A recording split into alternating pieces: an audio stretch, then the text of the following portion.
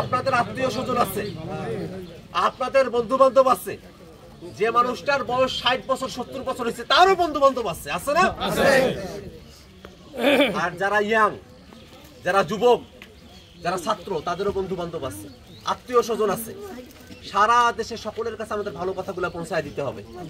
আমরা যদি ভালোর পক্ষে সজাগ থাকতে পারি তাহলে মন্দ কিছু আমাদেরকে আর গ্রাস করতে পারবে না।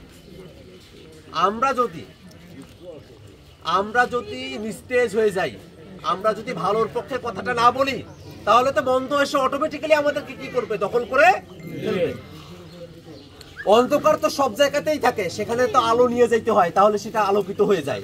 আলোটা বন্ধ করে দিলে সেখানে অটোমেটিক্যালি কি হয়ে যায়? অন্ধকার হয়ে যায়।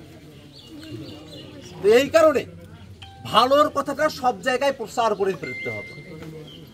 নতুন বাংলাদেশের কথা, নতুন সংবিধানের কথা, নতুন আইন কানুনের কথা বাংলাদেশের সব জায়গায় কি করতে হবে? বলে ধরতে হবে। তো এই কথাগুলো আপনাদের এলাকায়, এটা হয়তো খুব কঠিন কঠিন মনে হয়, কিন্তু কথা কিন্তু অত কঠিন না, এটা বুঝবেন। কথা অত কঠিন না। আইন ঠিক হইলে, আইনের আইন হইল সংবিধান। থাকে না, বাপের বাপ যেমন দাদা, আইনের আইন হইল ওই রকম সংবিধান। ওইটা যদি ঠিকঠাক থাকে তাহলে দেশ পরিচালনা করাটা বাংলাদেশের মানুষের অধিকারের পক্ষে হবে। আর শোষণের শাসন বাংলাদেশে আর চলবে না, বাংলাদেশে অপশাসন আর থাকবে না। এই জন্য আমরা আমাদের কাজগুলো করে যাইতেছি। আর এলাকা ভিত্তিক কিছু কথা আছে, সেটা ভাই আপনাদেরকে কি করে দিবেন, জানায় দিবেন। ইনশাল্লাহ আপনারা সবাই দোয়া করবেন তো? ইনশাল্লাহ, ইনশাল্লাহ। তাহলে দোয়া করিয়েন সবাই।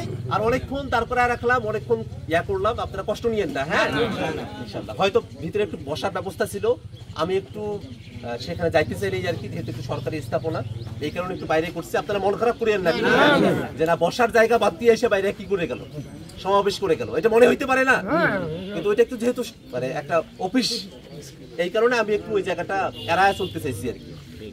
আল্লাহ যদি পক্ষে না, আল্লাহ যদি কখনো দায়িত্ব দেয় তাহলে এরকম অফিসে আমরা বসতে পারবো ইনশাআল্লাহ।